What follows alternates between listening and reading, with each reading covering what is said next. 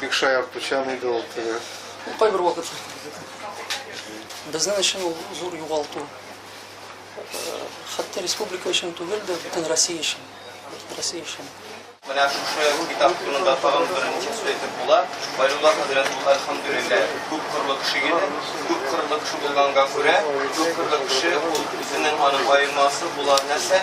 Аның белән элемтәдә ва мөнәсәбәттә күп кешеләр торырга мәҗбүр булалар. Ягъни ул күп кырлы кешенең мәнфәгатен максималь рәвештә алырга тырыша, максималь халык дип әйтгәндә. Һәм менә шунда һәрбер кеше үзе нинди рәвештә Вәлиулла хәзрәт белән элемтәдә булды, шуның турында сөйләгән.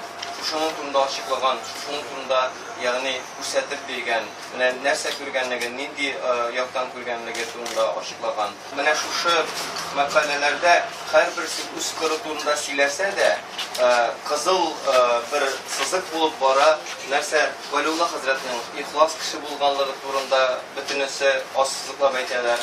Вәлиулла хәзрәтнең ачык күңелле кеше булганлыгы турында ассызыклап әйтәләр. Вәлиулла хәзрәтнең ярдәмчел булганлыгы турында ассызыклап әйтәләр.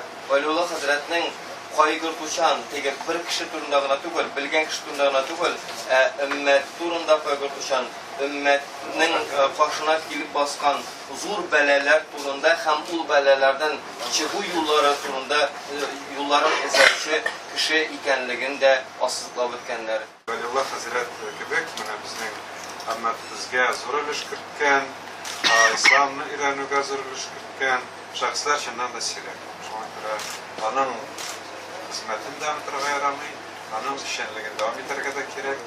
Иншалла шушы юнәлештә без чалбарыбыз.